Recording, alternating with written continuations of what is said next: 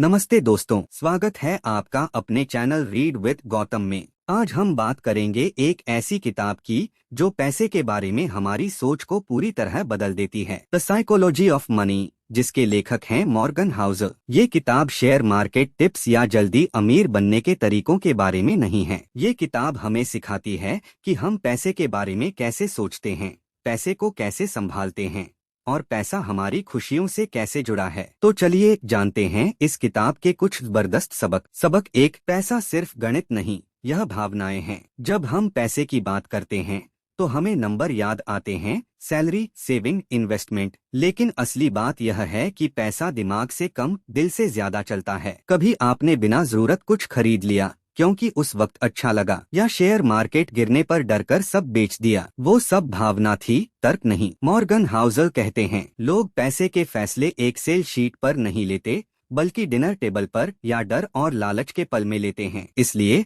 अपने भावों को समझना मार्केट को समझने से ज्यादा जरूरी है। अगर आप अपने डर, लालच और ईर्ष्या पर काबू रख सकते हैं तो आप पैसे को दूसरों से बेहतर संभाल सकते हैं। सबक 2, अमीर बनना आसान है, अमीर बने रहना मुश्किल। अमीर बनने के लिए रिस्क लेना पड़ता है, हिम्मत चाहिए और कभी कभी किस्मत भी। लेकिन अमीर बने रहने के लिए समझदारी, विनम्रता और सावधानी चाहिए। मॉर्गन हाउसल कहते हैं, अमीर बनने के लिए आशावादी बनो, पर अमीर बने रहने के लिए थोड़ा डर भी जरूरी है। हमेशा जीतने की कोशिश में कई बार लोग सब खो देते हैं। लक्ष्य यह नहीं कि सबसे बड़ा रिस्क लो, लक्ष्य यह होना चाहिए कि लंबे समय तक टिके रहो, क्योंकि अमीरी धीरे धीरे बढ़ती है, शांति से, समय के साथ। सबक 3, खर्च दिखता है, असली दौलत नहीं। जब हम किसी को महंगी कार चलाते या लग्जरी लाइफ दिखाते देखते हैं तो लगता है वाह कितना अमीर है, लेकिन सच्चाई यह है वो अमीरी नहीं, खर्च दिखा रहे हैं। असली दौलत वो है जो आप नहीं दिखाते, आपकी बचत, आपके निवेश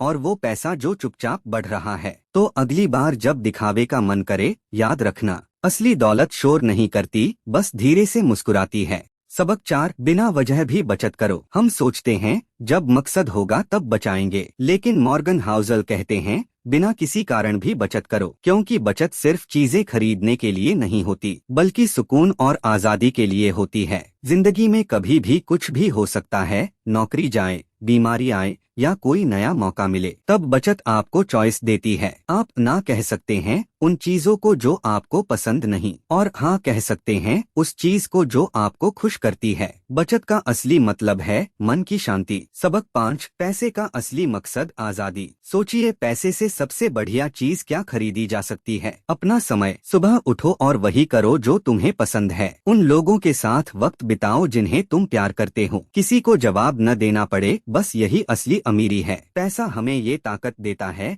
कि हम अपनी जिंदगी अपने तरीके से जी सकें। तो अगली बार सोचो, ज्यादा पैसे कैसे कमाऊं नहीं, बल्कि पैसे से ज्यादा आजादी कैसे खरीदूं। सबक 6, किस्मत और रिस्क दोनों जरूरी हैं। कई लोग किस्मत से सफल होते हैं और कई लोग बदकिस्मती से असफल। बिल गेट्स स्कूल में पढ़ते थे जहां कंप्यूटर था, जो उस समय बहुत बड़ी बात थी, यही उनकी किस्मत थी। लेकिन उसी स्कूल में उनका दोस्त केंट इवंस था, उतना ही होशियार, पर एक हादसे में चल बसा, यह रिस्क था। जिंदगी में किस्मत और रिस्क दोनों चलते हैं, इसलिए कभी अपनी तुलना किसी से मत करो। जीत पर बहुत घमंड मत करो और हार पर खुद को दोष मत दो। जिंदगी मेहनत और किस्मत दोनों का मिश्रण है। सबक 7, छोटी छोटी कोशिशें, लंबा सफर। ज्यादातर लोग समय की ताकत को कम समझते हैं। अमीर बनने का राज कोई बड़ा एक मौका नहीं होता, बल्कि छोटी छोटी लगातार कोशिशें होती हैं। वॉरेन बफेट को देखो, उन्होंने बचपन से निवेश शुरू किया और उनका ज्यादातर पैसा 60 की उम्र के बाद बना। यह है समय और धैर्य की ताकत। पैसे को बढ़ने का वक्त दो, जल्दी मत करो, धैर्य रखो, जादू अपने आप होगा। सबक 8, काफी क्या है यह समझो। यह किताब का सबसे बड़ा सबक है। जानो कि तुम्हारे लिए कितना काफी है। दुनिया हमेशा कहेगी थोड़ा और चाहिए, लेकिन अगर तुम्हें अपने काफी का मतलब नहीं पता तो तुम कभी खुश नहीं रहोगे। कई लोग सब कुछ खो देते हैं क्योंकि वो और ज्यादा के पीछे भागते रहते हैं। असली अमीरी सुकून में है, न कि और पाने में। सबक 9, हर किसी के लिए पैसा अलग मायने रखता है। जिसने गरीबी देखी है उसके लिए पैसा सुरक्षा है, और जिसने अमीरी देखी है उसके लिए पैसा मौका है। कोई भी गलत नहीं, हर किसी की कहानी अलग है, इसलिए दूसरों की तुलना मत करो। उनके जैसे बनने की कोशिश मत करो। बस ये सोचो मेरे लिए क्या सही है। सबक 10, वो करो जिससे चैन मिले। पैसे के फैसले ऐसे लो जिनसे तुम्हें सुकून मिले, न कि टेंशन। अगर तुम्हें साधारण सेविंग अकाउंट में चैन मिलता है तो वही ठीक है। अगर तुम्हें लंबी अवधि का निवेश पसंद है तो वही सही है। पैसा पर्सनल चीज है। लक्ष्य दूसरों से आगे निकलना नहीं, बल्कि ऐसी जिंदगी बनाना है